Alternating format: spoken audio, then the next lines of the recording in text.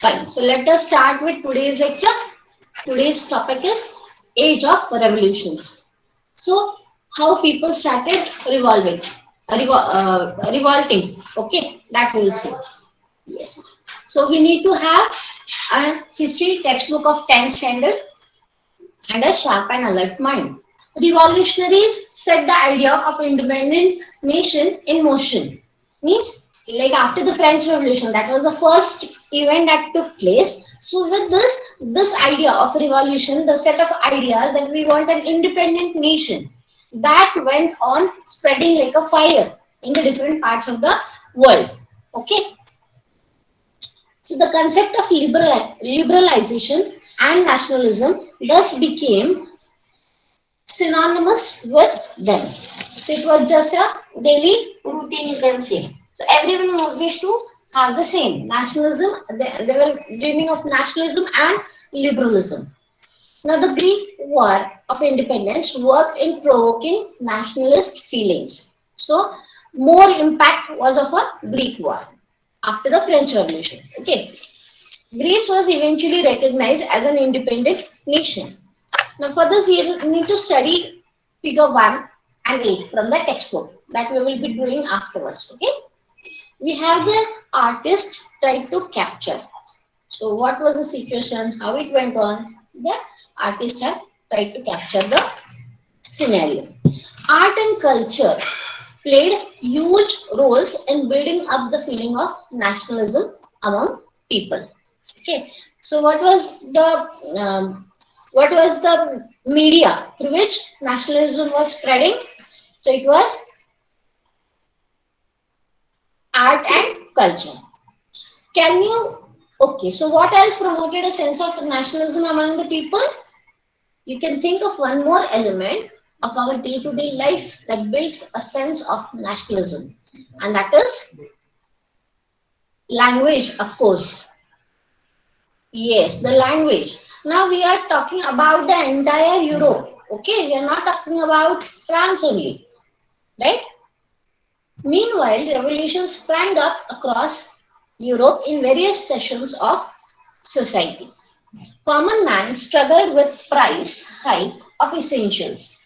So, what when there was a war, of course, there was economic downs. Okay, so with this economic hemorrhage of a country or a nation or a particular area, what happened?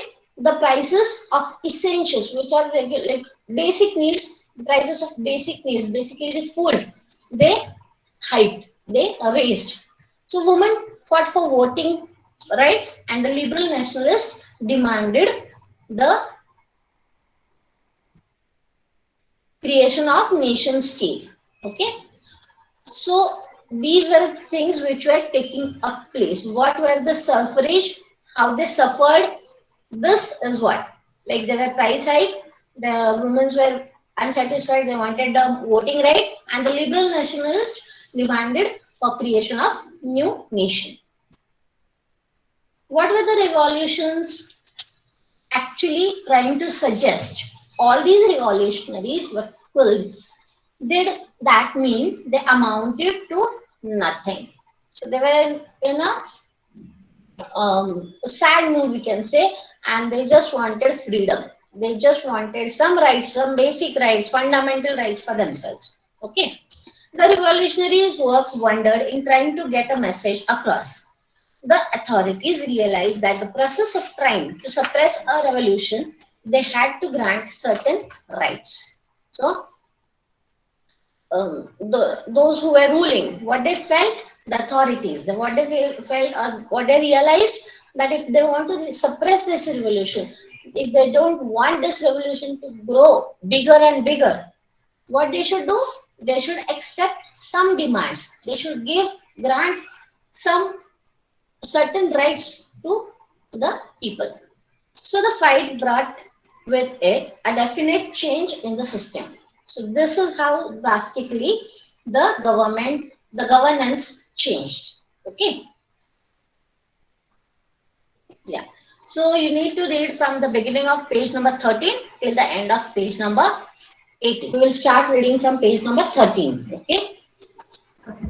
As, as conservative regions try to consolidate the problem, liberal, liberalism and nationalism came to be increasingly associated with revolution. In many regions of Europe, such as Italy, as the Italians and German states, the provinces of Ottoman Empire, Ireland, and Poland, these revolutions were led by liberal nationalists belonging to educated middle class elites, among whom were professors, school teachers, clerks, and members of commercial middle classes. Okay. The Thank you, Aditi. The first upheaval took place in France in July 1830. The Bourbon kings, who had been restored to power during conservative reaction at 1815, were now overthrown by liberal revolutionaries who installed a constitutional monarchy with Louis Philippe at his head. When France sneezes, Metternich once remarked, the rest of Europe catches cold. The July Revolution sparked an uprising of Brussels, which led to Belgium breaking away from the Kingdom of the Netherlands. So here, whatever is written in the inverted commas, we can say, like when France sneezes, Metternich once remarked, the rest of the Europe catches cold. Till here, okay. So who wrote it? Metternich. Okay. So the question may come for 5 marks. Like explain this. Explain the sentence. Okay. So like whatever happens in France has been spread out all over the Europe. So it is the opinion that the political development in France was stimulated the other states of Europe. You can write, okay, and you can also give the examples of it, like the French Revolution and what happened next. Okay, that way you can uh, just expand your answer, elaborate your answer. Okay, so, like, what was the demand of the people when they had a French Revolution? They were asking for liberty, right? Equality and fraternity. So, these three things were demanded in the other parts of the Europe also, right? So, but who was the pioneer to do this? France, the French people, right? In this way, you have to answer the question. Okay. Yes. Next, let me check out who's next. An event that mobilized nationalist feelings among the educated elite across Europe was the Greek War of Independence. Greece had been part of the Ottoman Empire since the 15th century. The growth of revolutionary nationalism in Europe sparked off a struggle for independence amongst the Greeks, which began in 1821. Nationalists in Greece got support from other Greeks living in exile and also from many West Europeans who had sympathies for ancient Greek culture. Poetists and artists lauded Greece as the cradle of the European civilization and mobilized public opinion to support its struggle against Muslim empire. The English poet Lord Byron organized funds and later went to fight in the war, where he died of fever in 1824. Finally, the Treaty of Constantinople of 1832 recognized Greece as an independent nation. Okay. So here you can see that there was a union of Greek, though they were not residing in Greece, but the Greek people, wherever they were supporting the revolution. Okay.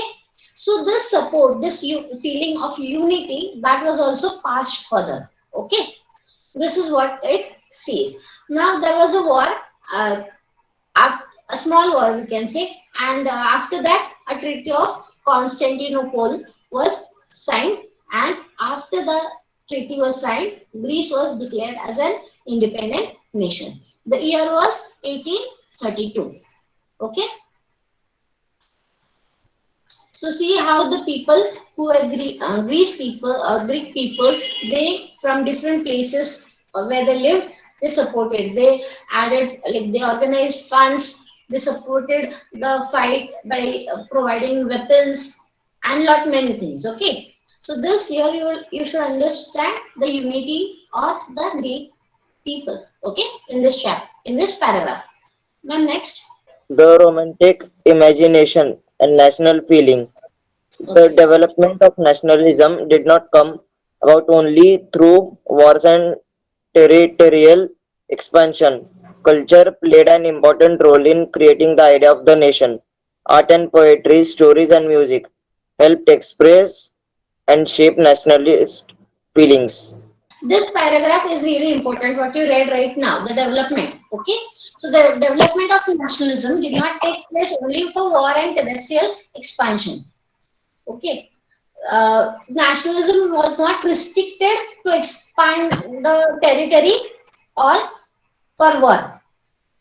What they exactly wanted, or what how the nationalism spread was through the art, poetry, the stories.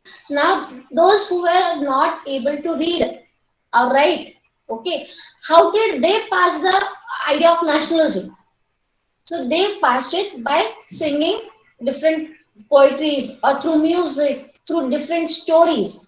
So even the literate as well as illiterate, they all participated in the nationalism, development of nationalism through culture, through art, okay, through different paintings, sculptures. They just pass the idea of nationalism through poetry, stories, music, okay. So all these was used as the tool for the development of nationalism. Okay, yeah, next. Let us look at Romanticism, a cultural movement which sought to develop a particular form of nationalist sentiment. Romantic artists and poets generally criticize the glorification of reason and science and focused instead on emotions, intuition, and mystical feelings. Their effort was to create a sense of a shared collective heritage, a common cultural past as the basis of a nation. This, I was about to say that this is an important romantic artists and poets generally criticize the glorification of reason and science. This is a very important sentence. Mark it. It can be asked for objectives. Okay. So mark it in your textbooks. What is romanticism? The definition is also the same, and there are few more questions coming up with the same answer. So this is a very important sentence.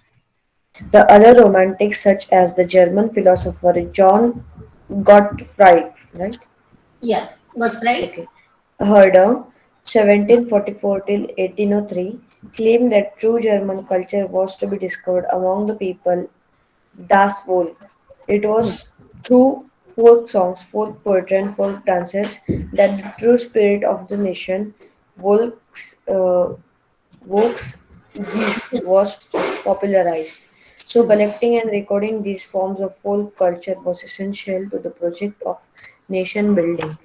The emphasis on vernacular language and the collection of local folklore was not just to recover an ancient national spirit, but also to carry the modern nationalist message to large audience who were mostly illiterate.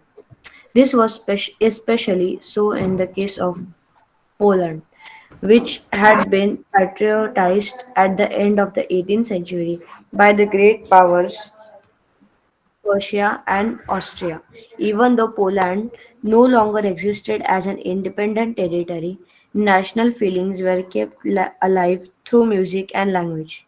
Karol Kurpinski, for Huh. example, celebrated the national struggle through his operas and music, turning folk dances like the Polonaise and Mazurka into nationalist symbols. Okay. So we will end here today. If you like our videos, do share them and subscribe to our channel. If you want awesome quizzes, write to us. Keep watching and keep learning with Walnut.